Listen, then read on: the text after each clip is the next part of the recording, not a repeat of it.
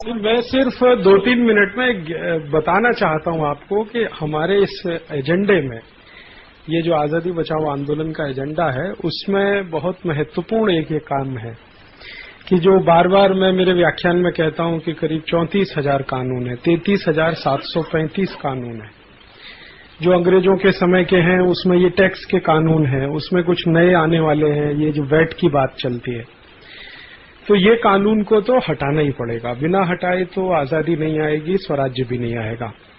बस प्रश्न अपने साथ है जो बेलजी भाई ने कह दिया, जो मैं नहीं कहता आपसे, वो यही है कि आप जब ये कानून हटाने की लड़ाई लड़ेंगे तो आपकी ताकत जो है सरकार की ताकत के बराबर यदि है तो लड़ाई आपकी हो सकती है, और अगर आपकी ताकत कुछ कम है तो सरकार आपको क्रैश कर देगी। क्योंकि ये जो स्टेट होता है ना, ये बहुत निर्मम होता है। राज्य व्यवस्था होती है ना, बहुत निर्मम होती है। उनके यहाँ दया नहीं होती, प्रेम नहीं होता, कोई ममता नहीं होती, कोई मोह नहीं होता। वो एक ही बात जानते हैं, वो क्रैश करना जानते हैं। क्योंकि अंग्रेजियत से उन्होंने वही सीखा है। अंग्रेज भी यही करते थे। जब तक अंग्रेजों की ताकत आपकी ताकत से ज्यादा रही, उन्होंने क्रैश ही किया। और उस क्रशिंग में माने उन्होंने जब बुरी तरह से अत्याचार किया तो 51 लाख हिंदुस्तानी उसमें मारे गए। तो अब वो दौर था जब लोगों में खून था, उबाल था, जुनून था। गांधी जी जैसे तपस्वी लोग थे जो ऊर्जा भरने वाले थे, तब 50 लाख लोग मारे गए। अभी अगर हम ये करेंगे तो इतने तो मारे जाएंगे, ये तो आप जान लीजिए। 1 करोड़ भी मारे जा सकते हैं, क्योंकि अमलदारशाही और राजनीतिक पार्टियां दोनों एक साथ होंगे। आपके खिलाफ इस लड़ाई में दुश्मन कौन होगा? विदेशी कंपनियां, वो तो ज्यादा बड़ी ताकत नहीं है, मैं आपको बता दूं। उससे बड़ी ताकत ये नौकरशाही की है और उससे बड़ी ताकत ये राजनीतिक पार्टी। तो राजनीतिक पार्टी, विदेशी कंपनियां और नौकरशाही, ये तीनों आपके खिलाफ होंगे। ये तीनों एक साथ हो जाएंगे क्योंकि तीनों के हित एक जैसे हैं। अमलदारशाही है, वो राजनीतिक पार्टियों का हित पूरा करती है, राजनीतिक पार्टियां विदेशी कंपनियों का हित पूरा करती है, विदेशी कंपनियां अमलदारशाही को घूस देके अपने कंट्रोल में रखती है। ये एक पूरा उनका बना हुआ एक तंत्र है। तो ये तंत्र पूरा आपके खिलाफ है। तो अगर आपकी ताकत उस तंत्र से कुछ कम है तो वो पूरा क्रश कर देगा। और अगर आपकी ताकत उनसे लगभग 19-20 की है तो आप भी विजयी हो सकते हैं उसमें। अगर 19-20 की ताकत है तब तो लड़ाई में कूद जाना ठीक है, लेकिन अगर 1 और 20 का रेशियो है तो लड़ाई के लिए तैयारी करना ज्यादा उचित है। तो ये लड़ाई हमारी एजेंडे में है, प्रायोरिटी में है। बस समय का फेर है, माने आज करते हैं या 2 साल बाद करते हैं या 3 साल बाद करते हैं। अभी मैं आपको एक जो जमीनी सच्चाई है वो बता दूं तो हम ये लोग मन में बना। जमीनी सच्चाई ये है कि पिछले 1996-97 से कहना चाहिए, 1997-98 से मैं इलाहाबाद छोड़कर इधर घूमने लगा, पश्चिम भारत में, दक्षिण भारत में। तो ये दक्षिण और पश्चिम भारत में घूमते घूमते लगभग 5-1 साल मान लेना चाहिए। जून 1997 से घूमना शुरू किया तो 5-1 साल में ये 100 लोग मैं देखता हूं जो आंदोलन को चलाने की क्षमता वाले मुझे लगते हैं। अभी हमारे समर्थक लाखों में हैं, सहयोगी भी हो सकते हैं, लेकिन जो कार्यकर्ता हैं वो पूरे देश में बहुत अधिक नहीं है। संचालन समितियां जो चलाने वाले लोग हैं वो बहुत अधिक नहीं है। उनकी ताकत तो इतनी भी अभी नहीं है कि एक जिले की सरकार से लड़ाई कर सके। ये तो केंद्र की सरकार और पूरी उसके साथ नौकरशाही और पूरा राजनीतिक तंत्र है। अपने कार्यकर्ताओं की ताकत का अंदाजा मुझे है, क्योंकि उनकी खामियों का, उनकी खूबियों का भी अंदाजा मुझे है। तो चूंकि ये अंदाजा है तो इसलिए मेरे मन में अब कोई दुविधा नहीं है। मेरे मन में बस प्रायोरिटी है, वही प्रश्न है कि जब हमारी अपनी ताकत अभी एक जिले की सरकार से लड़ने की नहीं है तो पूरे एस्टेब्लिश ब्यूरोक्रेसी के खिलाफ लड़ना, राजनीतिक तंत्र और विदेशी कंपनियों के खिलाफ लड़ना अभी शायद मुश्किल होगा।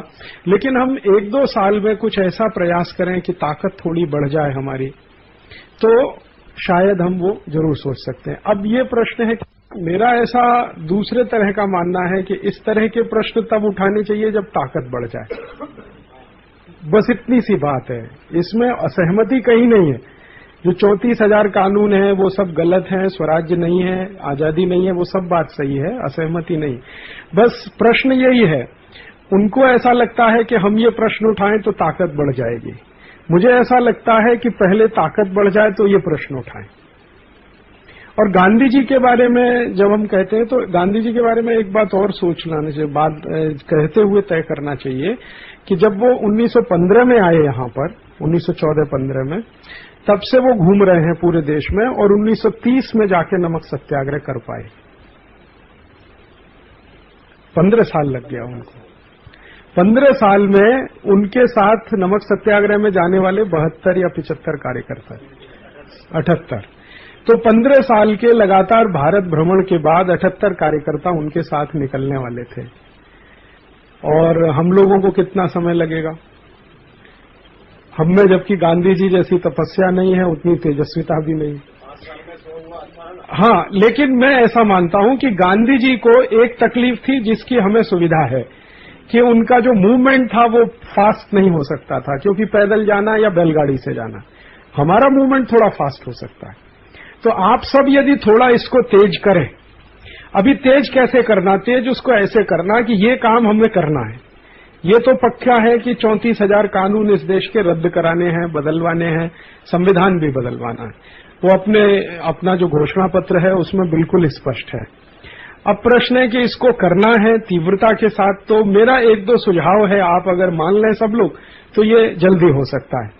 वो सुझाव ये है कि ये जो कानून बने हैं, इन कानूनों की हम पूरे देश के स्तर पर छोटी छोटी लिस्टिंग करें।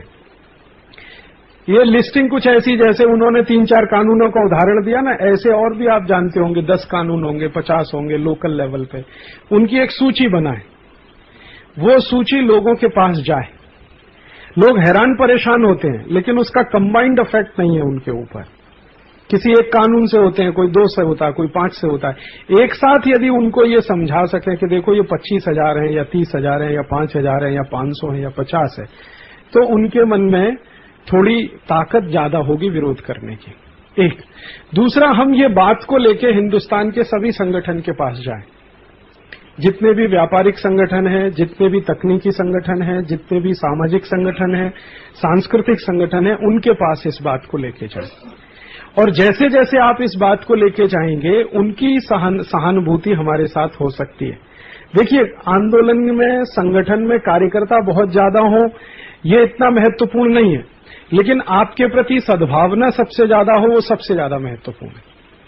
मुझे इस बात की कोई चिंता नहीं है कि हमारे पास 100-150 कार्यकर्ता हैं या 500 हैं या 15,000 हैं। मुझे चिंता इस बात की है कि हमारे लिए सद्भावना है क्या सबके मन में। भले हम लड़ने वाले 100 हैं, हम जेल में जाने वाले 100 हैं या 500 हैं या 15,000 हैं, वो महत्व का नहीं। उससे ज्यादा महत्व का ये है कि हमारे प्रति सद्भावना रखने वाले 5 करोड़ हैं क्या, 10 करोड़ हैं क्या, 15 करोड़ हैं क्या, 20 करोड़। मान लो कल को हम जेल में जाके बैठ गए, तो वो 5 करोड़ इतना हल्ला कर दें इस पूरे देश में कि सरकार की नाक में दम हो जाए। वो तभी होगा जब आपके प्रति उनके मन में कोई सद्भावना है। तो हमें करना क्या है? ये लड़ाई बहुत मुश्किल है, कठिन है, आप इसको समझ लीजिए। ये लड़ाई अंग्रेजों की लड़ाई से ज्यादा मुश्किल है, गांधी जी की लड़ाई से भी ज्यादा मुश्किल है। क्योंकि गांधी जी को लड़ना था बाहर वाले दूसरे दुश्मन से, आपको लड़ना है अपने ही भाई से। जो आपका ही भाई है, आईसीएस ऑफिसर होके सरकार में अंडर सेक्रेटरी बन के बैठा, उसके साथ आपका संघर्ष है। आपका ही अपने बीच का आदमी है, प्राइम मिनिस्टर बनकर बैठा, उसके साथ आपका संघर्ष है। बाहर वाला जो दुश्मन होता है ना, वो दिखाई देता है सबको। अंदर का आदमी होता है ना, उतना दुश्मन नहीं लगता। अगर लगता होता तो 56 साल में इस देश में आंदोलन इतना बड़ा हो जाता जो आजादी के आंदोलन से भी बड़ा होता। अभी अंदर देश के लोगों को क्या लग रहा है, देश के अंदर जो मानस में करंट है वो ये है, भाई ये सरकार खराब थी, अब एक नई सरकार लाके देखो। वो खराब थी, अब इसको लाके देखो। ये चिमन भाई पटेल खराब था तो मोदी को लाके देखो। मोदी खराब है तो केशु भाई को लाके देखो। केशु भाई खराब है तो किसी और को लाके देखो। वो खराब है तो अटल बिहारी को लाके। ये मानस है, ये हम में से बहुत लोगों का भी है। ये मैं आम आदमी की बात कर रहा हूं तो इंक्लूडेड हम सब हैं, हम सभी हैं। मेरे जैसे हिंदुस्तान में बहुत कम लोग होंगे जिन्होंने आज तक किसी को वोट नहीं दिया। मैंने मेरे वोटर राइट का आज तक इस्तेमाल नहीं किया, क्योंकि मैं मानता नहीं कि अटल बिहारी वाजपेयी या सोनिया गांधी दोनों में से कोई अच्छा है। वो अच्छा इसलिए नहीं हो सकता कि जो सिस्टम चलाने के लिए वो जाने वाला वो सिस्टम ही खराब है। अब अटल बिहारी वाजपेयी कितना भी अच्छा और गुणी आदमी हो, लेकिन सिस्टम जिसको वो चला रहा है वो तो इतना ही खराब है जितना वो अंग्रेजों के जमाने में इरविन चलाता था। जब इरविन ने चलाया वही अटल बिहारी वाजपेयी चलाते हैं, वही सिस्टम सोनिया गांधी चलाएगी और वही सिस्टम आप में से कोई जाएगा तो चलाएगा। जब सिस्टम खराब है तो अच्छे आदमी का कोई मतलब नहीं है वहां जाने का। तो लड़ाई तो ये है। अब हमें जो करना है वो ये कि ज्यादा लोगों के मन में हमारे लिए सद्भावना बन जाए। सद्भावना से मतलब क्या होता है? सद्भावना दो काम के, एक तो ये कि कोई हमारा भले साथ में ना आए लड़ाई के लिए, लेकिन रास्ते में रुकावट पैदा ना करे। सद्भावना उसके लिए जरूरी होती है। हम ये अपेक्षा नहीं करते कि शहर वाले हमारी लड़ाई में हमारे साथ आएंगे या ये 4-5 करोड़ लोग हैं वो हमारी लड़ाई में हमारे साथ आएंगे, ये अपेक्षा नहीं है। अपेक्षा सिर्फ इतनी है कि वो हमारे साथ ना आए, लेकिन जो लड़ाई हमने शुरू किया उसमें रुकावट पैदा ना करें, नहीं तो दुश्मन कई हो जाएंगे और कई फ्रंट पे आपको लड़ना पड़ेगा। एक फ्रंट तो पूरा ऑर्गेनाइज है ही, उससे भी बड़ा आपके ही बीच में से कई लोग निकलेंगे जो कहेंगे क्या फालतू बात करते हो, यही कानून से तो धीरू भाई अंबानी इतना अच्छा हुआ है, तुमको क्या प्रॉब्लम है? यही कानून से टाटा बिरला अगर इतना अच्छा हुआ है तो आपको क्या प्रॉब्लम है? तो ये तब होगा जब आपके प्रति सद्भावना न्यूनतम होगी समाज में। अब यहां सद्भावना तो बहुत दूर की बात है, अभी परिचय नहीं है हमारा। सद्भावना तो तब होती है जब आपका किसी से कोई परिचय हो। अभी तो हमारा परिचय नहीं है। अगर इसको थोड़ी देर के लिए आप राजीव दीक्षित को माइनस कर दीजिए, फिर बताइए कि आपका कितना परिचय है लोगों के साथ, या आजादी बचाओ आंदोलन का आपने कितना परिचय कराया है लोगों से, कितना जानते हैं लोग? अभी भी राजीव दीक्षित माने आजादी बचाओ आंदोलन जानते हैं, आजादी बचाओ आंदोलन माने राजीव दीक्षित नहीं जानते। आप साधारण ट्रेन में कभी सफर करते होंगे, पूछना आजादी बचाओ आंदोलन क्या है तो वो सोचे, और उसको पूछो राजीव दीक्षित, हाँ अच्छा राजीव दीक्षित है। तो वो राजीव दीक्षित को ज्यादा जानते हैं, आंदोलन को कम जानते हैं। अभी परिस्थिति है, तो हमारा तो परिचय नहीं है ठीक से अभी लोगों से, और अगर परिचय नहीं है तो सद्भावना पैदा होने की बात तो बहुत दूर की है। और जब सद्भावना हो जाए तो आप कोई लड़ाई लड़ने के लिए तैयार हो सकते हैं, इस उम्मीद से कि भाई सद्भावना तो है लोगों के मन में हमारे प्रति, भले वो हमारे साथ कंधे से कंधा मिला के नहीं लड़ सकते क्योंकि उनकी अपनी लिमिटेशंस हैं। वो सद्भावना जब तक नहीं है, आपके प्रति परिचय नहीं है आपका लोगों के प्रति, तब तक ऐसा कोई बड़ा कदम उठाना वो एक अच्छे नेता का काम नहीं होता। जो सेनापति होता है ना, उसका मुख्य काम यही होता है कि परिस्थिति का आकलन करके युद्ध की घोषणा करे। अगर आपने परिस्थिति का आकलन ठीक से नहीं किया है और आपने कूद गए हैं तो वही होगा जो 1857 में हुआ है। 1857 में बिना तैयारी के हमारे देश में ये जो सब शुरू हो गया, उसके दो दुष्परिणाम निकले। एक तो अंग्रेजों को क्रैश करने का मौका मिल गया, दूसरा 90 साल हमको सतत लड़ना पड़ा और 50 लाख लोगों की कुर्बानी। अगर वही काम परिस्थिति की तैयारी और समझ के साथ किया होता तो 1857 से 3 साल के अंदर आजादी आ जाती, 1860 में आ जाती। वो हुआ क्या कि अति उत्साह में कुछ लोगों ने मई के महीने में कहीं शुरू कर दिया, कहीं जून में हो गया, कहीं कहीं सितंबर में हो गया, कहीं नवंबर में हो गया।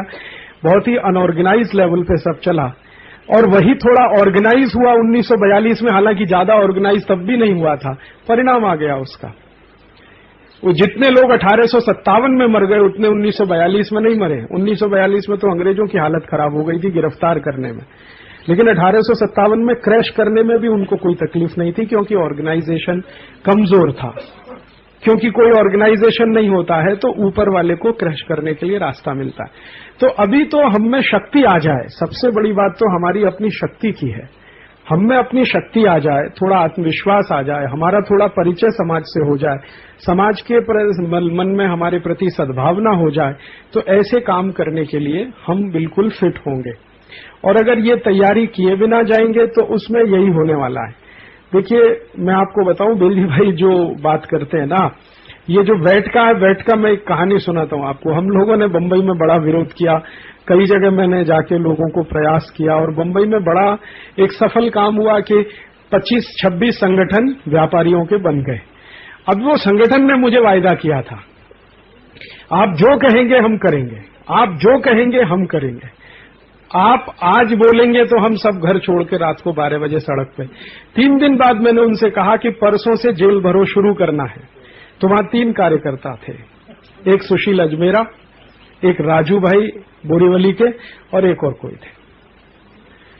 और उससे 15 दिन पहले उन्हीं व्यापारी संगठनों की बंबई के आजाद मैदान में मैंने सभा संबोधित किया। 30,000 थे। 30,000 की सभा में हाथ उठा के उन्होंने कहा, आप जेल जाने के लिए कहेंगे जेल चले जाएंगे, आप जो कहेंगे करेंगे। और 1 हफ्ते के बाद मैं कह रहा हूं कि बस परसों से जेल भरो शुरू करना है, तो मैंने हमारे कार्यकर्ताओं को कहा कि आप आगे रहेंगे, बाकी सब पीछे रहेंगे। तो अपने 3 कार्यकर्ता थे, वो 30,000 में से एक भी नहीं था। जिनको तकलीफ है वही लड़ने को तैयार नहीं। परेशानी तो ये है ना, वैट का मुझे तो कोई तकलीफ नहीं है, ना मेरा कोई उद्योग है, ना मेरा कोई इंडस्ट्री है, ना मेरा कोई बैंक अकाउंट है, ना कोई प्रॉपर्टी। मुझे वैट से कुछ लेना नहीं, कुछ देना नहीं। लेकिन सबसे बड़ी बात है कि जिनको सबसे बड़ी तकलीफ इससे है, अगर वो लड़ने को तैयार नहीं है तो लड़ाई पूरी फेल है। ये जो गांधी जी कर रहे हैं वो क्या कोशिश, वो यही कर रहे हैं कि भाई तुम्हारा प्रश्न है, तुमको खड़ा होना है। गांधी जी का प्रश्न नहीं है, प्रश्न हिंदुस्तान के करोड़ों लोगों। तो ये जो 34,000 कानून है वो सिर्फ हमारा प्रश्न नहीं है, हिंदुस्तान के करोड़ों लोगों का प्रश्न है। अगर उनमें ताकत नहीं बनती तो आप लड़ेंगे किसके लिए? किसके लिए लड़ेंगे? जो विक्टिम है, अगर वो ताकत के साथ नहीं खड़ा होता लड़ाई के लिए, जो डूब रहा है वही अगर हाथ पैर नहीं चलाता बचने के लिए, आप कैसे बचाएंगे उसको? परेशानी हमारे देश में उन लोगों के साथ है जिनको ये सबसे ज्यादा तकलीफें हैं, उन्हीं को लड़ाई लड़ने की ताकत इस समय सबसे कम है।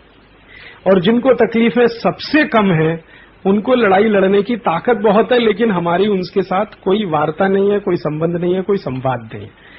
या तो जिनको सबसे कम तकलीफ है लेकिन लड़ने की ताकत जिनमें है, उनके साथ हम दोस्ती कर लें। वो लोग कौन हैं? रिक्शा चलाने वाले, मजदूरी करने वाले, खेती करने वाले, साधारण काम करने वाले, कारीगरी का काम करने वाले, जिनकी कहानी कल शर्मा जी, इनमें ताकत बहुत है। इनको सरकार की भी परवाह नहीं है, क्योंकि सरकार की दी हुई रोटी वो खाते वाते नहीं है, वो अपना बनाते हैं खाते। इनकी ताकत सबसे ज्यादा है, ये लड़ भी सकते हैं, इनमें हिम्मत भी है, बहादुरी भी है। हमारा उनसे परिचय नहीं है, हमारा उनसे परिचय नहीं है। और जिनमें सबसे कम ताकत है उनसे हमारा परिचय है, और वो सड़क पे आने को तैयार नहीं है। वो कहते हैं आप लड़ लीजिए, आप बोलिए हम 1 करोड़ रुपए इकट्ठा करके दे देंगे। मैंने कहा 1 करोड़ रुपए से लड़ाई होती है क्या? ये वैट के खिलाफ लड़ने वाले बंबई के सब व्यापारियों ने कहा आप 1 करोड़ बोल दीजिए, 10 करोड़ बोल दीजिए, हम दे देंगे। मैंने कहा उससे क्या होता है? 10 करोड़ रुपए लेके कार्यकर्ता बनते हैं क्या? आप आइए सामने, मेरे साथ चलिए जेल में, मैं भी चलूंगा, आप भी चलिए। ये छोड़ दीजिए कि 15 दिन धंधा नहीं चलेगा, महीने भर नहीं चलेगा, बीवी क्या खाएगी, बच्चे क्या खाएंगे, उसमें तकलीफ है। तो मन में कमजोरी है। अब वो कमजोरी जब तक दूर नहीं होती तब तक लड़ाई कैसे हो? तो हम तो कुछ ऐसा करें कि पहले कमजोरी दूर हो जाए, और अगर वो कमजोरी दूर हो जाए तो अच्छा, नहीं होती तो ऐसे लोगों को साथ में लाएं जिनके मन में बहादुरी है। ये 2 रास्ते हैं। या तो जो वर्ग हमारे देश में इस काम से सबसे ज्यादा पीड़ित है, ये कानूनों से सबसे ज्यादा पीड़ित है, व्यापार करने वाला, उद्योग चलाने वाला, धंधा करने वाला वर्ग, उसके मन से कमजोरी निकालना है। दूसरा रास्ता कि हमारे भारत देश में जो ताकतवर लोग हैं उनको अपने साथ में ले लें, उनसे अपनी दोस्ती बढ़ा लें, तो लड़ाई आप लड़ सकते हैं। तीसरा कोई विकल्प नहीं है आपके पास।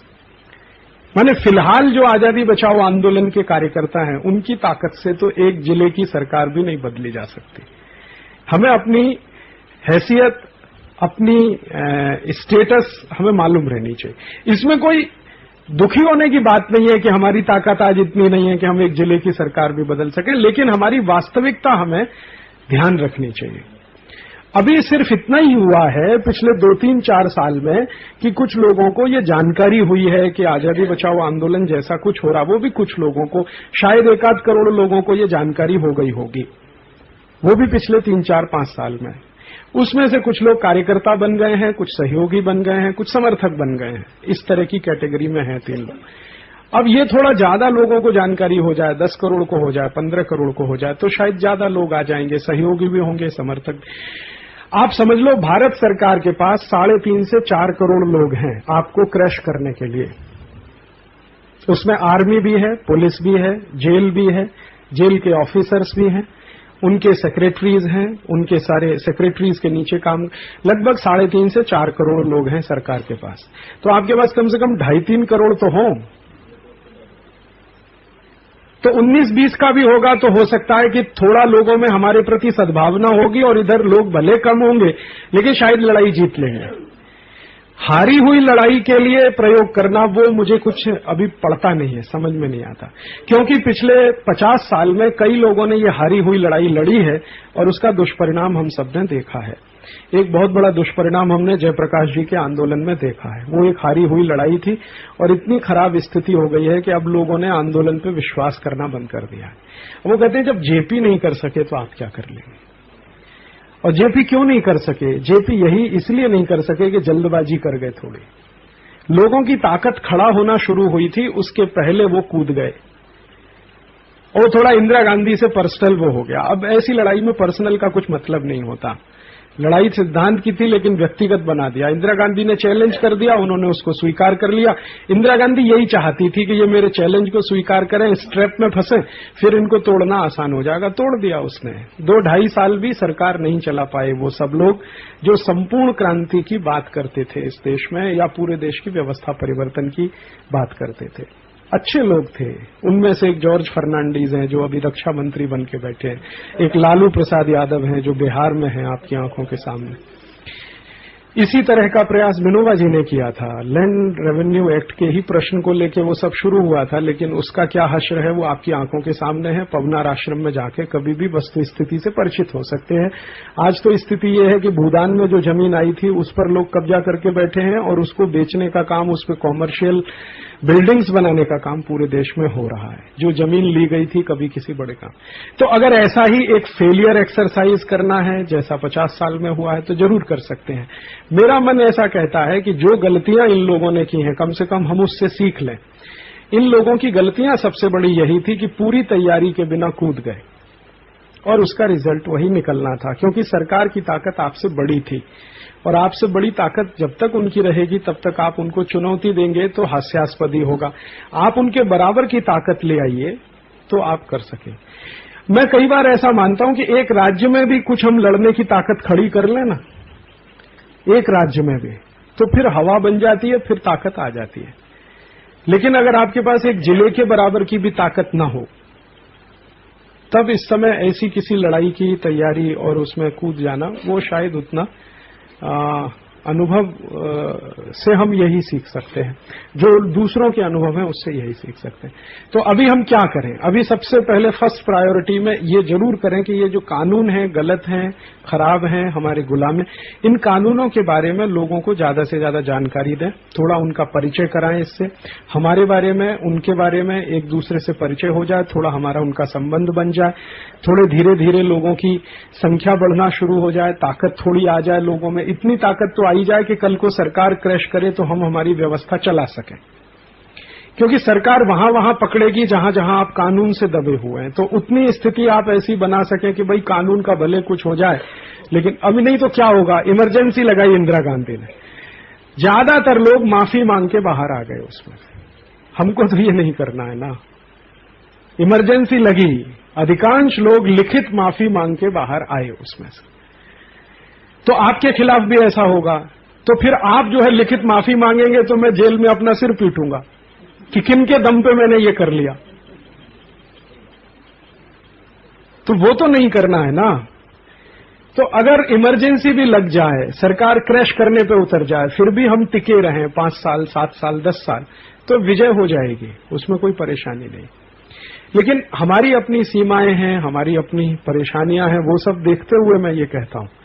तो मैं बार बार जो आपसे कहना रहा हूं वो यही कि थोड़ा हम ऐसे लोगों के साथ अपनी दोस्ती बढ़ा लें जिनमें लड़ने की ताकत है। लड़ने की ताकत किसमें है मैं बता देता हूं। किसान, इस देश का मजदूर, इस देश के कारीगर, इस देश के साधारण लोग जिनको हम अनपढ़ गवार कह के रिजेक्ट करते हैं, इनमें ताकत है लड़ने की। और ये सरकार से बहुत दूर हैं, अलग भी हैं। ये जो ज्यादा पढ़ा लिखा वर्ग है, व्यापारी है, उद्योगपति है, चार्टर्ड अकाउंटेंट है, इंजीनियर्स, इनकी ताकत तो नहीं है, क्योंकि ये तो पहले से ही टूटे हुए हैं। आधे से ज्यादा तो बिल्कुल सरेंडर किए हुए लोग हैं। छोटी भी असुविधा हो जाए तो परेशानी होना शुरू हो जाती है, थोड़ा मच्छर लगे तो तकलीफ हो जाती है, बिजली चली जाए तो तकलीफ हो जाती है। बंबई में तो क्या हो जाता है, थोड़ा 5 मिनट बिजली गई तो मारामारी हो जाती है स्टेशन पे। इनके दम से तो नहीं हो सकता। जो 5 मिनट की बिजली चले जाने की तकलीफ नहीं बर्दाश्त कर सकते, वो जेल की तकलीफों को कैसे बर्दाश्त करेंगे। एक दिन जेल में रह लेंगे तो अगले ही दिन साष्टांग दंडवत प्रणाम करेंगे और जेलर से माफी मांगेंगे, उसका चरण छुएंगे, भाई हमको छोड़ दो, अब जिंदगी में कभी ये नहीं करूंगा। ये हो जाएगा तो फिर हमारे लिए ऑकवर्ड हो जाएगा कि हम तो आपके दम पे करेंगे और तो हमारे पास कोई ताकत नहीं है, आपकी ताकत पे करेंगे, और वो वहां ताकत जाके फिस हो गई टाएं टाएं।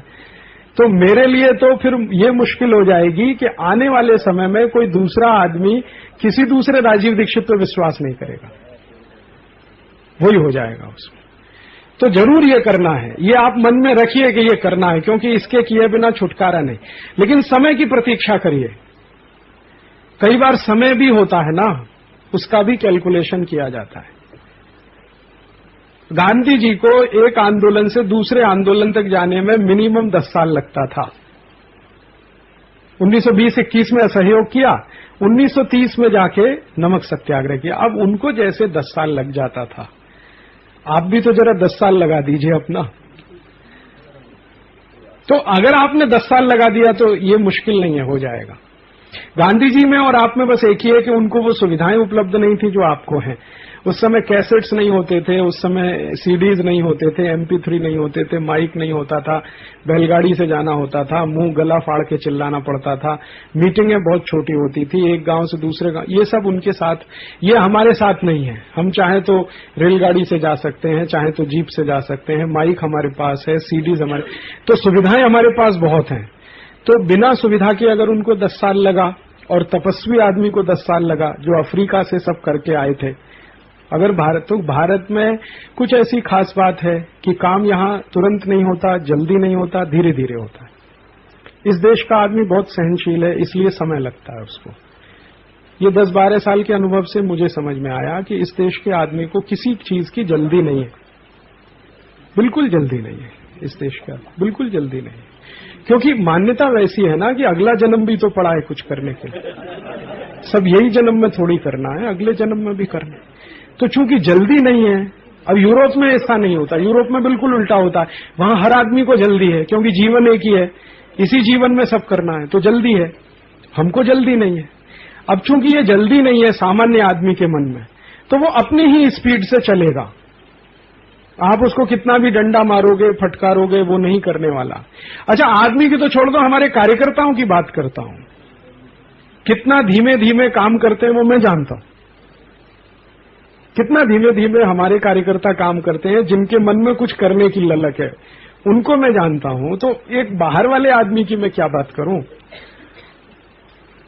तो जब हमारी स्पीड इतनी धीमी है काम करने की, तो बाहर वाले की तो हमसे भी धीमी होने वाली है। हम थोड़ी समझ वाले लोग हैं, जब इतनी धीमे गति से चलते हैं, काम करते हैं, तो बाहर वाले और भी ज्यादा धीमी गति से चले। तो चूंकि गति हमारी धीमी है काम करने की, तो उसमें इमीडिएट एक्शन संभव नहीं है। जब आप बहुत फास्ट हैं तो एक्शन बहुत फास्ट हो सकते हैं। स्पीड आपकी स्लो है तो एक्शन भी स्लो होने वाले। तो अच्छा हुआ बेलजी भाई ने ये विषय उठाया, हमारे दिमाग में ये बैठे हम इस पे बात करें, चिंतन करें, और बात यहां से शुरू करें कि साधारण आदमी से बात करें। देखो ये कानून, इससे इतनी हैरानी, इससे इतनी परेशानी। हाँ, बहुत परेशानी है, चलो कुछ करेंगे मिलके। हाँ, करेंगे।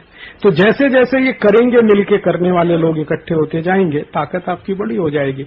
और जैसे ही आपकी ताकत इतनी, मैं तो इतने के लिए भी तैयार हूं, एक राज्य में हिट करने की भी ताकत हो गई तो हम कर देंगे, देश की चिंता नहीं करेंगे।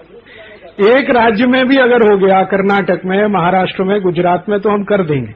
लेकिन इतना तो होना चाहिए कि एक राज्य के लिए, एक राज्य की सरकार की जितनी ताकत है, उतनी ताकत यदि हमारे पास है तो उतने में भी हम कर देंगे।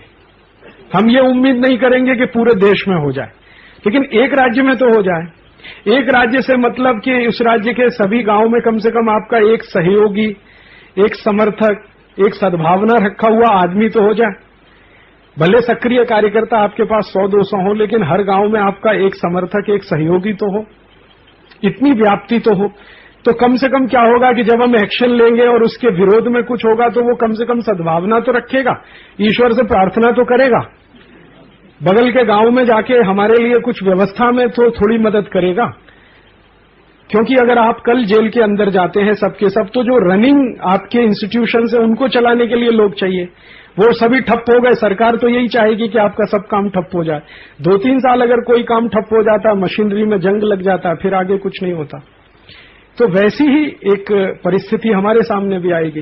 तो अगर हमारे लिए सहयोगी और समर्थक और सद्भावना रखने वाले लोग अगर नहीं हुए, तो आपका तो वही हाल हो जाएगा जो आतंकवादियों का होता है। भाई वो भी क्या कर रहे हैं, सरकार से ही तो लड़ रहे हैं, पूरी मिलिट्री लगी है उनको क्रश करने में। इतना ही है कि उनके लिए सद्भावना नहीं है पूरे देश में, होती सद्भावना तो सरकार पलट जाती है उनके कारण। वही आपका होगा, लोग आपको टेररिस्ट कहेंगे, आपको और भी बहुत कुछ कह दिया जाएगा। आप कहा जाएगा ये CIA के एजेंट हैं, ये KGB के एजेंट हैं जो राष्ट्र के खिलाफ विद्रोह कर रहे हैं, हम राज्य के खिलाफ कर रहे हैं, लेकिन कहेंगे ये राष्ट्रद्रोही हैं सबके सब। पार्टी सब एक हो जाएंगे क्योंकि हम सबके खिलाफ हैं। तो अभी कांग्रेस BJP अलग अलग है, हमारे लिए दोनों एक हो जाएंगे।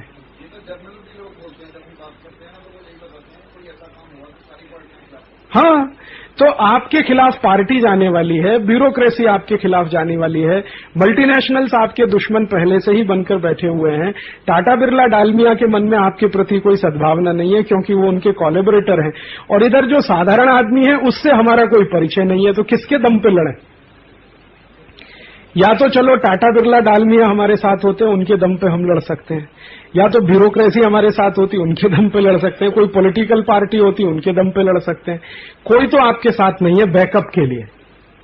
आर्मी भी लड़ती है ना तो उसके पीछे सप्लाई साइड होती है पूरी। आर्मी ऐसे ही नहीं लड़ती है जाके, जब सप्लाई साइड मजबूत होती है तब आर्मी का कमांडर ऑर्डर देता है कि फायर करो। जब तक सप्लाई साइड में कमी रहती है वो कभी ऑर्डर नहीं देता फायर करो। तो आपके पास कोई सप्लाई साइड है नहीं, हमने बनाया नहीं अभी तक। समर्थक बनाने में हम बहुत ढीले हैं, सहयोगी बनाने में बहुत ढीले हैं, कार्यकर्ता बनाने में तो हम सबसे ही ज्यादा ढीले हैं। जब हमारी गति इतनी धीमी है काम करने की, तो फिर आप सोचिए, आप थोड़ा चुस्ती फुर्ती लाइए, कसावट लाइए, आलस्य अपना कुछ कम करिए, तंद्रा अपनी कुछ कम करिए, फालतू समय जो आप बर्बाद करते हैं वो इस तरह के काम में लगाइए, तो दूसरे लोग अपने आप थोड़े ज्यादा कसावट से आने लगेंगे। जब आपको ढीला देखते हैं तो वो और भी ढीले। तो अपने ढीलेपन को थोड़ा दूर कर सकें, अपने में थोड़ी कसावट ला सकें, थोड़ा नियमित रूप से लोगों के बीच में जा सकें, तो बड़ी ताकत खड़ी होती है। अब इसी से एक उदाहरण से मैं बात करता हूं। देखो, हम तो स्वदेशी की बात करते हैं, हमारे कार्यकर्ता रोज शिकायत करते हैं। एक स्वदेशी मार्केटिंग प्राइवेट लिमिटेड नाम की कंपनी है, वो मुझे रोज कहते हैं आपके नाम पे जी उसने 3 लाख मेंबर बना लिए या 6 लाख मेंबर बना लिए। तो मेरे मन में आता है कि तुम क्या कर रहे हो? जिसके पास राजीव दीक्षित है वो 1 मेंबर नहीं बना सकता, और जो राजीव दीक्षित की कैसेट बेच लेता है वो 6 लाख मेंबर बना सकता है, या 3 लाख बना सकता है, या 3.5 लाख बना सकता है। भले स्वार्थ है वो, ठीक है, भले स्वार्थ है, इसमें क्या स्वार्थ नहीं है जो हम कर रहे हैं? इसमें एक बड़ा स्वार्थ ये है कि आपका तो ये लोग सुधरेगा, परलोक भी सुधरेगा। इससे बड़ा स्वार्थ तो कहीं नहीं है। ये लोग भी सुधरेगा, परलोक भी सुधरेगा, मोक्ष में जाएंगे, इससे बड़ा स्वार्थ क्या होता है? लेकिन मैं बता रहा हूं कि हमारी सक्रियता नहीं है, ये हमें स्वीकार करना चाहिए। इसमें देखिए, किसी पे आरोप प्रत्यारोप करने की बात, हमारी सक्रियता उनकी तुलना में 5% भी नहीं है। हमारी सक्रियता सिर्फ इतनी है कि राजीव दीक्षित का भाषण करा दिया, बात खत्म हो गई। 1 गांव में, 2 गांव में, 1 जिले में, 2 जिले में, 1 कॉलेज में, 2 कॉलेज में, मान लिया कि आंदोलन हो गया। अभी भाषण तो आंदोलन नहीं होता, भाषण आंदोलन के लिए पृष्ठभूमि बनाता है। तो आपकी सक्रियता नहीं है, और अगर आप सक्रियता बढ़ाते नहीं है तो ये प्रॉब्लम तो आने वाली है। अगर हम थोड़े भी सक्रिय हो जाएं ईमानदारी से, नियमित रूप से, जैसे हम हमारे दैनिक कार्यों के लिए सक्रिय रहते हैं, नहाते हैं, खाना खाते हैं, दुकान पे जाते हैं, धंधे में जाते हैं, फैक्ट्री में जाते हैं, उतनी ही सक्रियता, भले उतनी ना हो तो 5%, उसकी 10%, तो ये हो जाता है। लेकिन अगर उतनी भी नहीं है, हमको 3-4 महीने में एक बार याद आती है कि हाँ ये फलाना कुछ काम है आंदोलन का, वो करना है, या साल भर में एक बार याद आती है, तो वो तो नहीं बैठता। बड़ी लड़ाई के लिए तो सैनिक जैसा काम करना पड़ता है। गांधी जी ने सैनिक तैयार किए, तब उनके दम पे बड़ी लड़ाई हुई। हमारी स्थिति अभी वैसी नहीं बन पाई है। अभी तो स्थिति इतनी ही नहीं बन पा रही है कि 7 दिन के शिविर में सब बैठ सके। कोई 2 दिन के लिए, कोई 3 दिन के लिए, कोई 4 दिन के लिए। 15 दिन की जेल में कैसे बैठेंगे, महीने भर की जेल में कैसे बैठेंगे? क्योंकि मुझे जानकारी है कि कोई 2 दिन बाद जाने वाला है, कोई 3 दिन बाद जाने वाला है, कोई 4 दिन बाद जाने वाला है। तो 2-3 दिन तक ही हमारी बन रहने की मानसिकता बनी है अभी तक। तो ये 7 दिन सब एक साथ रह सके, फिर किसी दिन, किसी बार 15 दिन एक साथ रह सकें, फिर मैं अपेक्षा कर सकता हूं कि जेल में 15 दिन भी रह सकेंगे, यहां रह सकेंगे तो जेल में भी रह सकेंगे। अब इतना भी अगर बनता है तो शायद कोई बड़ा काम करने की आप में हिम्मत। देखिए, अपनी हिम्मत आपकी जब तक नहीं बढ़ती तब तक ये नहीं हो सकता। आपकी हिम्मत बढ़ाइए, आप में थोड़ी दम आनी चाहिए, ताकत आनी चाहिए, कॉन्फिडेंस आना चाहिए। एक राजीव दीक्षित के कॉन्फिडेंस से नहीं होगा, उसकी हिम्मत से नहीं होगा, हम सब में हिम्मत होनी चाहिए। और हिम्मत नहीं है तो पैदा करने के लिए कुछ प्रयास करिए। और हिम्मत आपको कहां से आएगी, वो मैं बार बार कहता हूं कि जो साधारण लोग हैं उनसे जब आपका परिचय हो जाएगा, दोस्ती हो जाएगी, उनसे मित्रता हो जाएगी, आप में हिम्मत आ जाएगी। क्योंकि हिम्मत उनमें है, वो दे देंगे। रोज इस तरह के संघर्ष से वो 2-4 होते हैं, आप भी जब उनके साथ आने जाने लगेंगे आप भी आ जाएंगे। यही है। इस पर जरूर सोचिए, इस पर बात करिए, चर्चा करिए, थोड़ा एक्सरसाइज भी करिए। एक्सरसाइज इस तरह की करिए कि ये जो कानून की बात हम करते हैं, वो कानून कौन कौन से हैं, एक बार वो देख तो लीजिए, उनकी किताबें देख लीजिए, कुछ परिचय कर लीजिए उन कानूनों से, उनकी लिस्टिंग कर लीजिए। लोकल लेवल के क्या कानून है, क्योंकि म्यूनिसिपल कॉरपोरेशन में अलग अलग राज्यों में अलग अलग कानून है। तो इतना ही करिए कि अपने अपने राज्य में जो हैरान परेशान करने वाले लोकल कानून है उनकी एक सूची बना लीजिए, उस पर 2-2, 3-3 लाइन का राइटअप लिख लीजिए, इससे ये हैरानी है, इससे ये परेशानी है, इससे ये। थोड़ा ऑर्गेनाइज काम करना पड़ेगा, क्योंकि युद्ध जैसा होगा ये, स्टेट के खिलाफ आपका युद्ध होगा। तो युद्ध की तैयारी वैसे ही करनी पड़ती है जैसे युद्ध में जाते हैं आप, बिना तैयारी के नहीं जाता। तो आप इसमें छोटी छोटी तैयारियां कर लीजिए, थोड़ा आपको कॉन्फिडेंस आ जाएगा, लोगों के साथ बात हो जाएगी, दोस्ती हो जाएगी, सद्भावना बन जाएगी, वो आपके पीछे खड़े हो जाएंगे, आप भले फ्रंट में रहेंगे, संख्या भले कम रहेगी, फिर भी आप जीत लेंगे। क्योंकि सरकार को ये डर जिस दिन हो जाएगा कि आजादी बचाओ आंदोलन के कार्यकर्ताओं को जेल में डालना माने 10 करोड़ वोट हाथ से चले जाना, ये डर अगर उनको हो गया, भले आपके पास कार्यकर्ता नहीं है, कार्यकर्ता 50 ही है या 100 ही है, लेकिन पार्टी को ये डर है कि ये 50 को भी जेल में भेज दिया तो 10 करोड़ वोट पूरे देश का चला गया हमारा, तो आपकी जीत हो जाएगी। जेल में जाने वाले बहुत नहीं होंगे क्योंकि जेल में उतनी जगह भी नहीं है, लेकिन सरकार को डर होना चाहिए उसका, वो डर बड़ी बात है। अभी उनको ये डर अगर है तो आपकी विजय हो जाएगी, नहीं है तो आप पराजित होंगे। और एक बार आप पराजित हुए तो आपकी हिम्मत एक ही पराजय में टूट जाने वाली है। क्योंकि हम तो 1945 के पहले के लोगों से ज्यादा कमजोर हैं, उनमें मजबूती थोड़ी हमसे ज्यादा थी, क्योंकि कष्ट में रहने की उनको आदत थी। हम थोड़ा कष्ट में रहना भूल गए हैं, सुविधाओं में रहने के आदी हो गए हैं, इसलिए हमारी आत्मशक्ति भी कम है। गांधी जी की आत्मशक्ति जो बार बार हम कहते हैं इतनी बड़ी थी, वो परेशानियों में रहने से आत्मशक्ति आती है, तकलीफों में रहने से आत्मशक्ति आती है। तो उतना तो है नहीं अभी हमारे पास, लेकिन ये हो जाएगा, थोड़ा हम प्रयास करें तो। आदमी चाहे वैसे मोड़ सकता है अपने जीवन को, हम चाहें तो हम भी मोड़ लेंगे। इसमें कोई, मैं मानता हूं इसमें निराश होने की भी जरूरत नहीं है, इसमें ज्यादा दुखी होने की भी जरूरत नहीं है। बस जरूरत इस बात की है कि हम हमारी सक्रियता बढ़ाएं, हमारे आलस्य को छोड़ें, थोड़ा समय नियमित रूप से जो सब काम के लिए आप निकालते हैं वो इस काम के लिए भी निकालें तो हो जाएगा। और साधारण लोगों से परिचय बढ़ाएं, साधारण लोगों से दोस्ती बढ़ाएं, वही आपके साथ आने वाले हैं, उन्हीं की ताकत से आप कोई विजय पा सकते हैं। उसके लिए जो करना है करें, पदयात्रा करनी है पदयात्रा करें, पैम्पलेट बांटना है पैम्पलेट बांटें, कैसेट सुनानी है कैसेट सुनाएं, गांव गांव जाना है गांव गांव जाएं, साहित्य बांटना है साहित्य बांटें, भाषण करना है भाषण करें, जो करना है करें। उसमें हाँ, जन जागृति भी अगर आप लाएंगे ना तो ये भी बहुत बड़ी।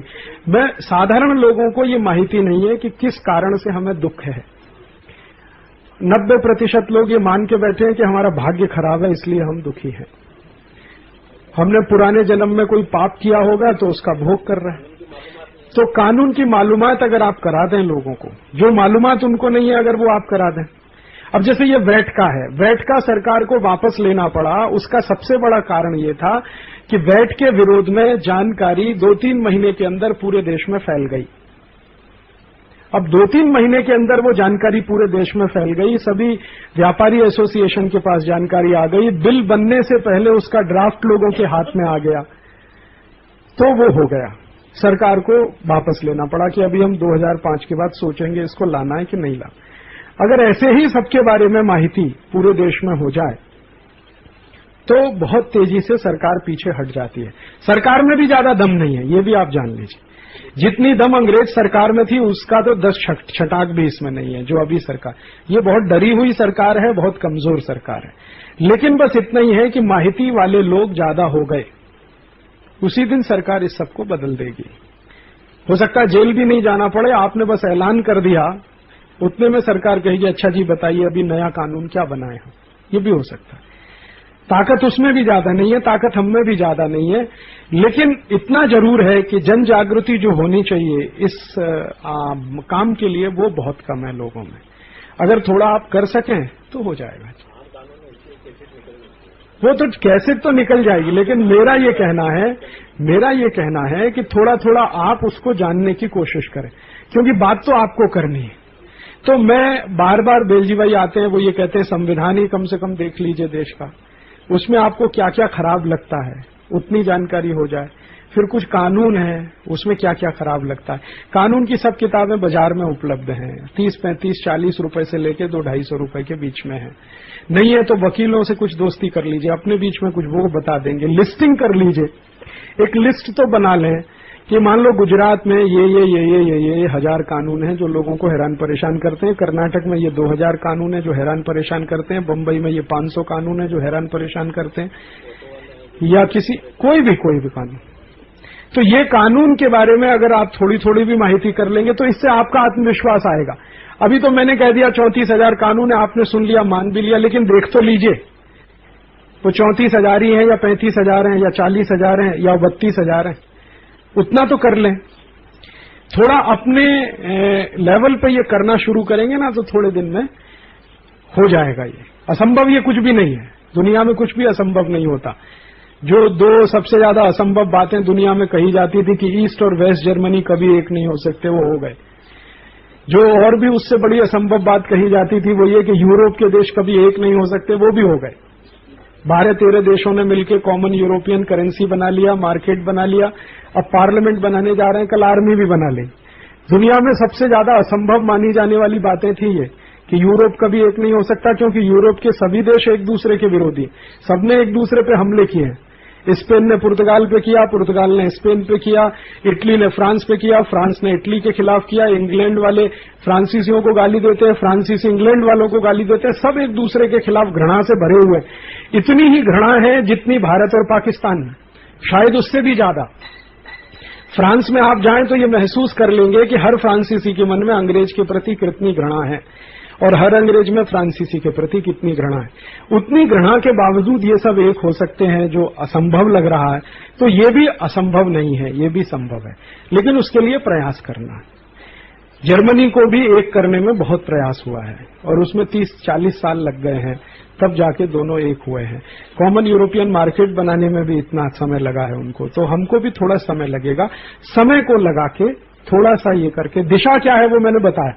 एक काम आप ये कर लीजिए कि ग्रुप बना के स्टडी शुरू करिए। स्टडी से मेरा मतलब कोई ये वकील, ये मैसूर वाले लड़के हैं, ये जा सकते हैं क्योंकि बार एसोसिएशन में 2 व्याख्यान हो गए और बार एसोसिएशन वाले सब जानते हैं। उनको कहिए कि भाई हमको ये करना है, कि कौन कौन से कानून है जो अंग्रेजों के जमाने के बनाए हुए हैं वो कर्नाटक में आज भी चल रहे हैं।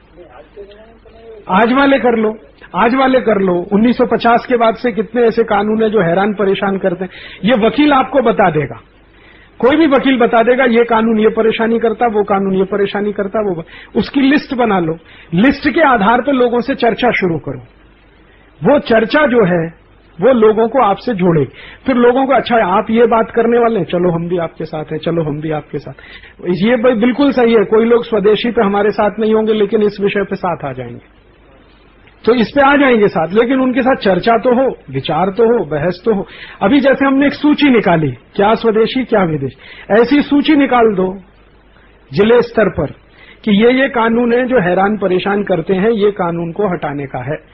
मान लो आपने एक सूची बना के बांटना शुरू कर दिया। एक प्रदेश ने एक बार किया, दूसरे ने किया, फिर तीसरे ने किया, फिर ऐसे 8-10 जगहों पे भी आपने किया, तो वो एक साधारण माने जो वर्ग है उसके लिए अभियान जैसा बन जाएगा। उसका जुड़ाव आपके साथ हो जाएगा, सद्भावना भी आपके प्रति हो जाएगी, ताकत भी आपकी बन जाएगी। उसी में कोई दिन एक प्रस्ताव कर लें कि भाई अब तो हम ना सहकार आंदोलन करेंगे, असहकार आंदोलन करेंगे या सिविल नाफरमानी करेंगे। शुरू हो जाएगा, एक जगह शुरू होगा, फिर उसकी आग दूसरी जगह, दूसरे से तीसरी जगह, क्योंकि एक बार ये बात फैल चुकी होगी, चर्चा हो चुकी होगी, तो देर नहीं लगती आग लगने में। एक जगह हमने शुरू किया, मान लो कर्नाटक में मैसूर से शुरू किया, तो राजकोट तक पहुंच जाएगा 6-8 महीने में। फिर राजकोट से दिल्ली तक पहुंच जाएगा। फिर क्या होगा, कुछ लोग हैं जो दूर से देख रहे हैं, वो भी कहेंगे हाँ चलो अब इसमें साथ में आ जाए। तो फिर क्या होगा कि ये पॉलिटिकल पार्टी की शक्ति, सरकार की शक्ति और ऑर्गेनाइज सेक्टर, ये भी हमसे कम ही पड़ेगा उस स्थिति में। तो वो कम पड़ जाए तो आप जरूर जीत जाएंगे। आपको विजय पानी है ये मान के काम करिए। असफल नहीं रहना है, सफल होना है। कानून हटवा के वापस आना है। तो मान लो हम आखिरी स्तर तक लड़े उसके लिए, तो वो मन की तैयारी रहे तो हो जाएगा। 2-4 राज्यों में कोशिश करेंगे, बाकी 2-4 में अपने आप से हो जाए। तो ऐसे शुरू करिए। इसमें से ये काम निकल आया, अब ये काम आप शुरू करिए लौट के कि आपके लोकल स्तर पे वकीलों के साथ मिलकर एक लिस्ट बनाइए, वकीलों के साथ मिलिए। कोई इनकम टैक्स वाला मिल जाए, कोई सेल्स टैक्स वाला मिल जाए, कोई कॉरपोरेशन के कानून वाला वकील मिल जाए। सभी एक्सपर्ट्स वकील तो है ना हर जगह। सिविल लॉ का कोई मिल जाए, क्रिमिनल लॉ का कोई मिल जाए। ऐसे वकीलों से मिलकर कहिए जी हमको एक लिस्ट बनानी है। लिस्ट बनानी है ऐसे कानून की जो भारत के लोगों को हैरान परेशान करते हैं। तो कोई वकील 10 बता देगा, कोई 15 बता देगा, कोई 20 बता देगा। आपकी लिस्ट में आ जाएगा, सब आप उसको कलेक्ट कर लेंगे। फिर उस पर पैम्पलेट बन जाएगा। वो पैम्पलेट का जो पूर्व भाग है वो हम लोग लिख लेंगे, एक जैसा होगा। अंदर का थोड़ा बहुत अलग अलग हो सकता है, स्टेट के हिसाब से। फिर उसको ऐसे ही डिस्ट्रीब्यूट करेंगे जैसे अभी स्वदेशी विदेशी पत्रक डिस्ट्रीब्यूट करते हैं। और उसका डिस्ट्रीब्यूशन जब लाखों में हो जाएगा, थोड़ा बहस होगी, चर्चा होगी, लोग अपने साथ आना शुरू हो जाएंगे। वकील भी बहुत सारे अपने साथ आ जाएंगे, कई लोग आ जाएंगे। तरीका तो यही है, यही तरीके से आप आगे बढ़ेंगे। अभी स्वदेशी का जैसे माहौल बना वैसे ही ये कानून का बनाना पड़ेगा। फिर उसमें बात करना, चर्चा करना, फिर बहस करना, सेमिनार, ये सब आगे आगे चलता जाए, ऐसे करना पड़ेगा। तो ये रास्ता है। इस पे आप कुछ संकल्प लेके यहां से जाएं कि हम लौटते ही अपने अपने राज्य की लिस्टिंग कर लेंगे। 6 महीने के अंदर आप मुझे सूचित कर दीजिए कि हमने 50 कानून की लिस्ट बना ली। भले 50 की बनाई, 25 की बनाई। अगर आपने 50 की बना ली है तो 500 की भी बन जाएगी, 5000 की भी बन जाएगी। और अगर नहीं बनी है तो 1 की भी नहीं बनेगी। तो एक बार लिस्टिंग बन जाए फिर बात हमारे लिए करना आसान हो जाएगा। वकीलों से चर्चा होगी ना, चर्चा में से बहुत कुछ आगे बहुत वकील ही सामने आ जाएंगे जो आपको एक्सप्लेन करने लेंगे, देखो ये कानून कितना खराब है, ये कितना खराब है, ये कितना खराब। शायद हम भी नहीं जानते, उससे भी ज्यादा वो हमें बता देंगे, लेकिन उन्हें ये मालूम हो जाएगा। और इसमें सहयोग करने वाले हर जगह वकील भी मिलेंगे और कई जजेस भी मिल जाएंगे जो रिटायर हो गए, उनको भी तकलीफ है इन कानूनों से, तो वो भी मिल जाए। पुलिस वाले भी मिल जाएंगे, उनको भी तकलीफ है इन कानून से। तो अगर ये सद्भावना बना के हम चलेंगे, बहुत आसान है इसको बदल लेना। और बिना कुछ होमवर्क के, बिना किसी एक्सरसाइज के कूदेंगे तो। अब इसमें इतना ही है कि जैसे हमने स्वदेशी विदेशी का काम पूरी शिद्दत से ताकत लगा के किया, वैसे ही अब ये कानून का काम हाथ में उठा लीजिए, वो भी उतनी शिद्दत और ताकत से तो बन जाए। इतना ही मुझे कहना है। इसमें अभी भी सोचना है, लौटने के बाद हमें क्या करना है वो एक काम आज नक्की हो गया। ऐसे एक एक दिन में कुछ कुछ काम नक्की होता जाएगा कि यहां से लौटने के बाद हमें क्या करना। तो अभी मैं बस इतना ही कह के 2 मिनट में ये पूरा करना चाहता हूं कि अभी कहां कहां ये काम आप शुरू कर देंगे जाते, बताइए। आप नागपुर में शुरू कर देंगे कि कौन कौन से कानून हैं जो महाराष्ट्र के लोगों को हैरान परेशान कर रहे हैं, नागपुर में हो जाएगा।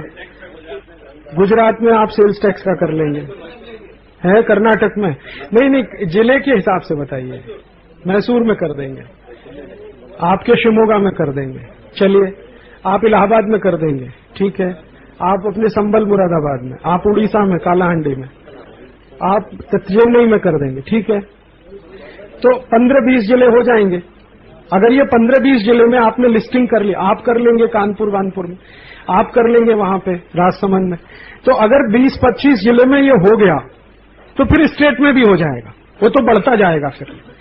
फिर इसमें एक सबसे आसान काम आपके लिए पता है क्या हो जाएगा? आप तो जाएंगे, एक छोटी बात, वकीलों का बहुत बड़ा ग्रुप आपके साथ आ जाएगा, क्योंकि आपको जितनी हैरानी परेशानी है उनको भी है वकीलों, और जो सेंसिटिव है ईमानदार वकील हैं उनको तो सबसे ज्यादा परेशानी।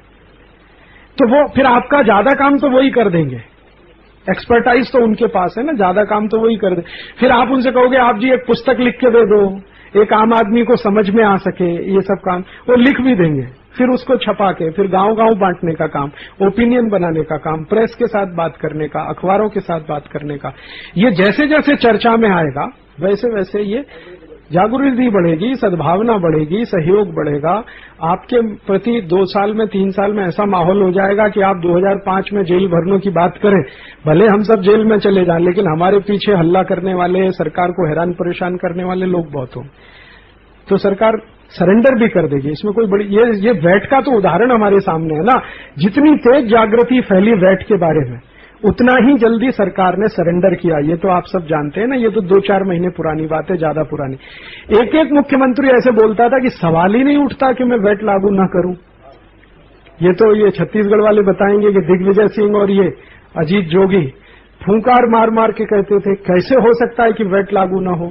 नरेंद्र मोदी बोलता था कि मैं कैसे छोड़ दूंगा वैट नहीं हो। अभी सबकी हवा निकल गई कि नहीं। फाइनेंस मिनिस्टर ने एक दिन कहा, डेट डिक्लेयर कर दिया था दिग्विजय सिंह ने कि मैं तो इसी दिन से कर ही दूंगा, भले कुछ भी हो जाए, सरकार रहे न रहे, मेरा शासन रहे न रहे। इतनी बड़ी बड़ी बातें करने वाले चीफ मिनिस्टर सबकी हवा निकल गई, क्योंकि पार्लियामेंट में रिपोर्ट आ गई। वो रिपोर्ट ये आ गई कि भाई वैट लागू करेंगे तो क्या है। तो आईबी ने बता दिया कि आप जिंदगी भर के लिए भूल जाइए कि आप दोबारा कभी सत्ता में आ सकेंगे। बीजेपी वालों को इतना डर लगा, नरेंद्र मोदी को ऑर्डर हो गया, उनको ऑर्डर हो गया कि नहीं करना, बस नहीं करना, तो चुप बैठे। तो सरकार की ताकत कितनी है वो समझ लीजिए आप। उनको ये समझ में आ गया कि वैट लागू करने से 3-4 करोड़ वोट उनका चला जाएगा, ये उनको समझ में आ गया। कांग्रेस को समझ में आ गया कि हमारा भी वोट बैंक कम हो जाएगा वैट लागू करने से, और ये दूसरे पार्टियों को भी समझ में आ गया कि हमारा भी वोट बैंक चला जाएगा। सीपीएम के वित्त मंत्री की तरफ से वैट शुरू होने के लिए सबसे पहला काम शुरू हुआ था। असीम दास गुप्ता वही कमेटी का चेयरमैन है। वैट लगाने वाली जो कमेटी है, वैट कानून बनाने वाली जो असीम दास गुप्ता है, वो सीपीएम का है। उसी ने सबसे पहले बोला कि मैं नहीं कर सकता मेरे स्टेट में, क्योंकि हम तो पूरे ही उलट जाएंगे अगर हमने ये किया। तो जितनी तेजी से ये हुआ, उससे पता चलता है कि सरकार कितनी कमजोर है। और अगर आप दूसरे कानून के बारे में अगर इतनी ही तेजी से जानकारी फैला सकें तो दूसरे कानून भी विड्रॉ कर लेगी सरकार। ऐसा नहीं है कि वो नहीं करेंगे। उनको बस ये हो जाना चाहिए कि ये वोट अब गया हमारे हाथ से। कितनी भी वर्ल्ड बैंक का प्रेशर, वैट के लिए तो सबसे ज्यादा प्रेशर वर्ल्ड बैंक का है ना, आईएमएफ का है। आईएमएफ वर्ल्ड बैंक का प्रेशर एक तरफ रखा रह गया और भारत की संसद ने बोल दिया कि जी हम नहीं कर सकते। अभी आईएमएफ ने क्या कर लिया या वर्ल्ड बैंक ने क्या कर लिया। कल को इतना ही प्रेशर डब्ल्यूटीओ के लिए हो जाए तो डब्ल्यूटीओ क्या कर लेगा या अमेरिका क्या कर लेगा। ये तो प्रेशर की बात है, और प्रेशर बनाने का सबसे सरल तरीका है माहिती का ज्यादा से ज्यादा लोगों तक पहुंचाना। वैट के बारे में जितनी तेजी से माहिती पिछले 6 महीने में भारत में पहुंची है, उतनी तेजी से माहिती किसी भी कानून के बारे में पहुंच जाए, वो कानून हट जाएगा इस देश में, कहीं से भी पहुंच जाए। तो वो आप कर लीजिए, वो कर लेंगे तो ये एक एक करके। और 2-4 कानून जहां बदले, तो बाकी बदलने के लिए दबाव तो लगातार बढ़ता जाए। तो एक एक्सरसाइज शुरू करिए। ये 10-15 जिलों के कार्यकर्ताओं ने कहा है, मैं मानता हूं, एक 20 जिले में 6 महीने के अंदर एक सूची बन जानी चाहिए। 20-25 कानून या 50 कानून या 100 कानून या 500 कानून। जरूरी नहीं है कि उसमें सब कानून का नाम हो। आपने मान लो 10 कानून का नाम लिखा, फिर लिख दिया कि ऐसे ही 1000 कानून और हैं, लेकिन 10 ये हैं। वो 10 ऐसे कानून हों जो आम आदमी को सबसे ज्यादा परेशान करते हो, उनका तो डिस्क्रिप्शन कर दीजिए कि ये साधारण आदमी को सबसे ज्यादा तो ये परेशान करते हैं, ठीक है। बाकी आप सूची दे दीजिए कि 1000 ऐसे और भी हैं, 1500 ऐसे और भी हैं, 2000 ऐसे और भी कानून हैं। बस उतना काफी है। भले हैं 10 ही आपके पास डिस्क्रिप्टिव, ऐसे ही आप कर लेंगे तो भी बहुत बड़ा काम। फिर वो बाकी जो 10 हैं, फिर 15-20 तो हो जाएंगे। बहुत सारे वकील, ये मैसूर के कार्यकर्ता करें, ये जो शिमोगा के हैं वो करें, चेन्नई वाले करें, नागपुर में हो, फिर आप राजकोट में करिए, अहमदाबाद में करिए। और इसमें ध्यान यही रखिए कि जैसे कानून जो सबसे ज्यादा साधारण आदमी को परेशान कर रहा है, भले वो राशन कार्ड का है, जरूरी नहीं है कि वो सेल्स टैक्स का है। राशन कार्ड का कानून सबसे ज्यादा परेशान करता है साधारण आदमी को, तो राशन कार्ड का कानून। सेल्स टैक्स का व्यापारी को करता है तो सेल्स टैक्स का, कॉरपोरेशन टैक्स का करता है तो लेकिन आम आदमी को ज्यादा परेशान करने वाले कानून को पहले लीजिए। किसानों का ले लीजिए, लैंड एक्विजिशन एक्ट उनको सबसे ज्यादा परेशान करता है, उसका ले लीजिए। तो फिर इसमें कुछ बड़ा काम हो जाएगा। बड़ा काम कैसे हो जाएगा? कुछ वकील जब सामने आ जाएंगे, उनको इंटरेस्ट पैदा हो जाएगा, तो इनकी लीगल हिस्ट्री हम लोगों के सामने लाएंगे कि ये लैंड एक्विजिशन एक्ट की हिस्ट्री क्या है, क्यों लाया इसको अंग्रेजों ने, कैसे लागू किया, उसके पीछे उनका उद्देश्य क्या था, वगैरह वगैरह। ये सेंट्रल एक्साइज लाया तो उसके पीछे उद्देश्य क्या था, क्यों लाया इसको, ऐसे ऐसी बातें सामने आई। वो बातें जब आएंगी तो वो और लोगों का खून खौलाएंगे। अभी तो अपने परेशानी से तो है ही, लेकिन जब उनको ये भी पता चलेगा कि इसका इतिहास भी ऐसा ही है, तो और ज्यादा वो पक्का हो जाएगा। मन में पक्का हो जाए तो फिर तो सब हो जाता है। लड़ाई तो मन से शुरू होती है ना। मन में पक्का हो जाए कि ये तो अब हटाने का ही है, उतना ही काफी होता है। सरकार को डराने के लिए उतना काफी होता है। तो इतना शुरू करिए। आज की चर्चा में से ये आपके लिए एक तरह का होमवर्क है। अभी मैं 6 महीने इंतजार करूंगा। आप मुझे बता दीजिए कि हमने 50 कानून का बना लिया, हमने 100 का बना लिया, हमने 500। पुस्तक लिखिए, पैम्पलेट लिखिए, 10 पन्ने लिखिए, 50 पन्ने लिखिए, 100 पन्ने लिखिए, लोकल भाषा में लिखिए। वो बिल्कुल जरूरी नहीं है हिंदी में लिखें, कन्नड़ में लिखिए, गुजराती में लिखिए, मराठी में लिखिए, क्योंकि आम आदमी को बताना है, समझाना है, तो वो स्थानीय भाषा में ही सबसे अच्छा होगा। फिर बाद में हिंदी विंदी हो जाएगा उसका, या हिंदी वाले कर लेंगे अपने इलाके में, उत्तर प्रदेश में और इधर कानपुर वानपुर। तो ऐसा कुछ करना। तो इसको उतनी ही तीव्रता से करिए जैसे आपने स्वदेशी विदेशी के लिए किया था। अब स्वदेशी विदेशी का काफी कुछ लोगों को पता हो गया। चलो अब एक नया काम शुरू किया, ये कानून का भी एक बार पता करा दी। देखिए, आपने उठाया स्वदेशी विदेशी। अब हिंदुस्तान में ऐसे बहुत संगठन हैं जो स्वदेशी विदेशी करने लगे।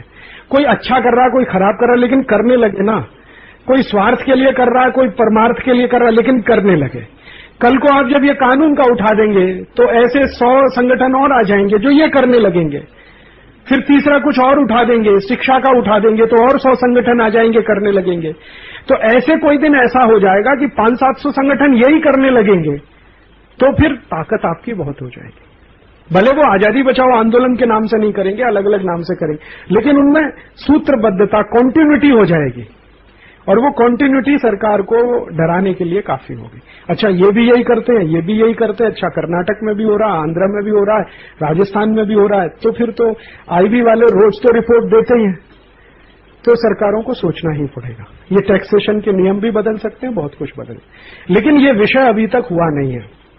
एक मैं आपको एक छोटी बात बताऊं, थोड़े दिन पहले जोगिंदर सिंह का फोन आया, जो सीबीआई का डायरेक्टर रह चुका है, जोगिंदर सिंह। उसने कहीं से कैसेट वैसेट सुना, दिल्ली में रहता, उसका फोन आया, तो उसने कहा कि आपकी कैसेट सुन के पहली बार मुझे पता चला कि 34,000 ऐसे कानून है देश में। सीबीआई का डायरेक्टर, जिसने हिंदुस्तान में 10 साल टॉप मोस्ट पोस्ट पे काम किया है, वो आदमी कह रहा है कि आपकी कैसेट सुन के पता चला कि देश में 34,000 ऐसे कानून हैं।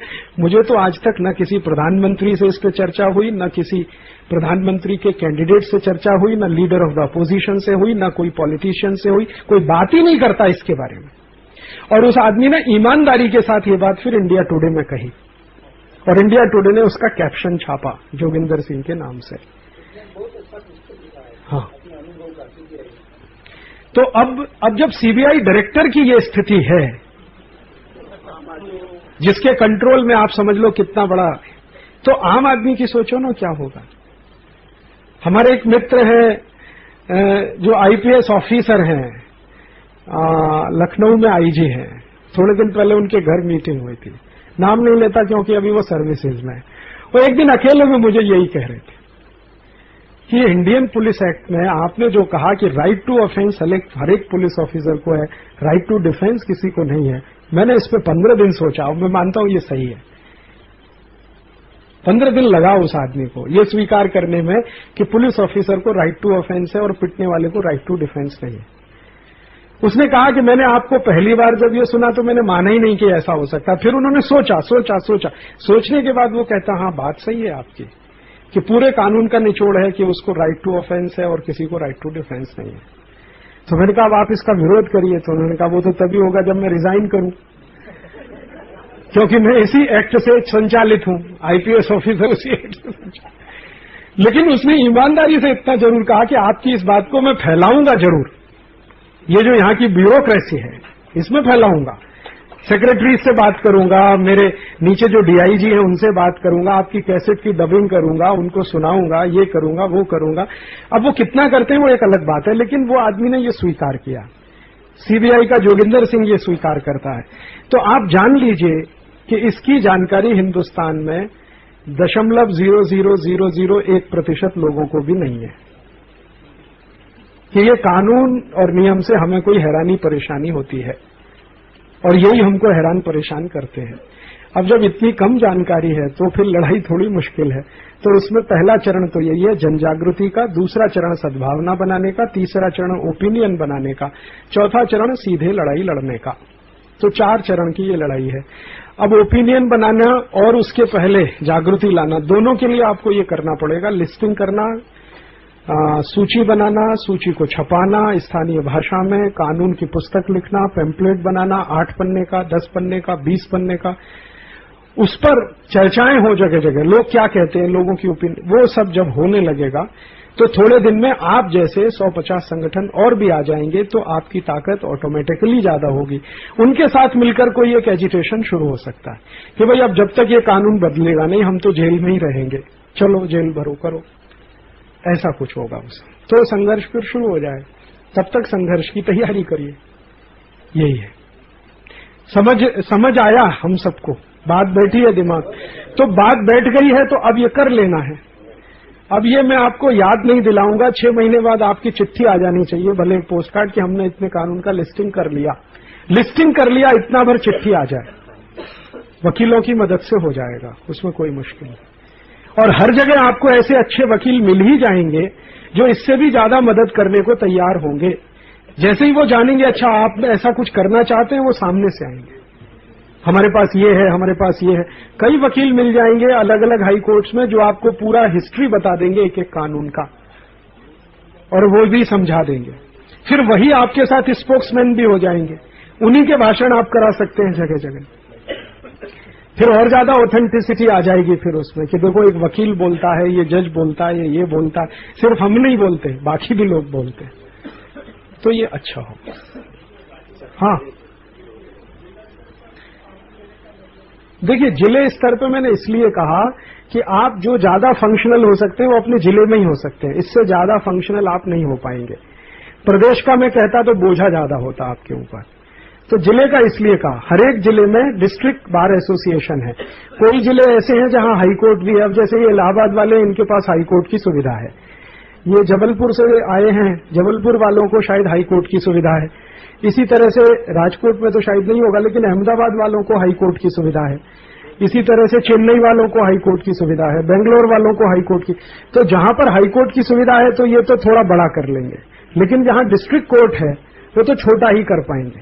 तो मैंने सबसे छोटा मान के कहा कि डिस्ट्रिक्ट लेवल पे ही हम शुरू करें, बढ़ता है वो आगे तक चला जाए, लेकिन एक जिले स्तर पे ही शुरू हो एक्सरसाइज, तो उसमें से फिर बड़ा बड़ा होता चले। तो आप किसी भी एक वकील से बात करें, लिस्टिंग बनाने में आपकी मदद करें, और अपने बीच में ही कोई वकील हो सकते हैं जो अपने कार्यकर्ता भी हैं, तो और जल्दी हो जाएगा। हाँ, पुलिस वाले भी होंगे। तो लूट खसोट कर रहा है, लेकिन उन कानूनों से परेशान वो भी है। वो कैसे परेशान है मैं बताता हूं। उसकी प्रैक्टिस में उसको बहुत परेशानी है, क्योंकि कानून कॉम्प्लिकेटेड है, तो वकील को समझने में भी बहुत समय लगता है। तो उसका हिसाब ये है कि मैं जितनी देर में 10 केस निपटाता हूं, उतनी देर में एक ही केस निपटा पाता हूं। वो ये कहता है कि ये कानून थोड़ा सिंप्लीफाई होता तो मेरे लिए भी जज के सामने बहस करना सिंप्लीफाई होता। एक एक कानून के आधार पर जो मुकदमा लड़ना पड़ता है किसी वकील को, उसको बहुत तैयारी करनी पड़ती है। वो उससे परेशान है। सबकी परेशानियां अलग अलग हैं। वकील को इससे कोई परेशानी नहीं है कि आपको कष्ट होता है या दुख होता, उसको परेशानी ये है कि कानून का कॉम्प्लिकेशन जो है अदालत में उसकी एफिशिएंसी को कम करता है। और वो एफिशिएंसी ऐसे कम होती है कि एक ही कानून ले लो, इंडियन इनकम टैक्स एक्ट, उसी की पूरी किताब पढ़ लो।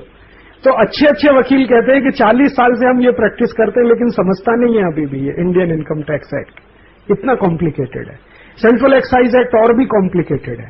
तो उसके कॉम्प्लिकेशन से वकील परेशान है। वो भी चाहता है कि ये बदलना चाहिए। जजेस परेशान है इस बात से कि इसमें सत्य की गुंजाइश नहीं है। अगर कोई ईमानदार जज है, वो कहते हैं आरोप प्रत्यारोप है, बहस है, कुबहस है, उसी में सब उलझ के रह जाता है। तो जज भी परेशान है, वकील भी परेशान है, आम आदमी भी परेशान है। परेशानियों के कारण सबके अलग अलग है, लेकिन एक ही काम से तीनों परेशान हैं। वो हट जाए, वो तीनों चाहते हैं, अलग अलग उद्देश्य से भले चाहते हैं। अंग्रेज भारत से चले जाएं, ये बिरला भी चाहता था। अंग्रेज भारत से चले जाएं, ये गांधी जी भी चाहते थे। और अंग्रेज भारत से चले जाएं, वो किसान भी चाहता था। लेकिन चाहना तीनों की अलग अलग है। बिरला जी ये चाहते थे कि अंग्रेज भागेंगे तो ये मार्केट मेरे कब्जे में आएगा। किसान ये चाहता था कि अंग्रेज जाएंगे तो लैंड रेवेन्यू कुछ कम हो जाएगा। और गांधी जी चाहते थे कि अंग्रेज जाएंगे तो स्वराज आ जाएगा। चाहना तीनों की है कि अंग्रेज भाग जाएं, लेकिन कारण तीनों के अलग अलग हैं। एक एक कारण से चाहता है, दूसरा दूसरे से, तीसरा। तो भले हमारे देश में भी ये कानून हटाने के लिए कारण अलग अलग होंगे, वकीलों के अलग कारण होंगे, जजों के अलग हो सकते हैं, सामान्य आदमी के अलग होंगे हमारे, लेकिन नफरत सबको उन कानूनों से है। पुलिस वाले वो कानून से कोई बहुत खुश है ऐसा नहीं है। वो कहते हैं यही इंडियन पुलिस एक्ट के आधार पर हम सब और भी बुरे नौकर हैं। अंग्रेजों के नौकर जो थे उससे भी ज्यादा बुरे आज हम हैं। तो उनको भी परेशानी है, हमको भी परेशानी। कानून का इंटरप्रिटेशन करने वाले को भी है और न्याय देने वाले को भी है, सब तो परेशान है। तो अगर परेशानी सबकी एक ही काम कारण से है, माने एक ही कानून से है, तो वो बदलना आसान हो जाएगा। भले उसमें उनके अलग अलग हिसाब से वो कैलकुलेशन करेंगे, वो तो सभी लोग करते हैं, अलग अलग हिसाब के कैलकुलेशन से ही लोग आते हैं।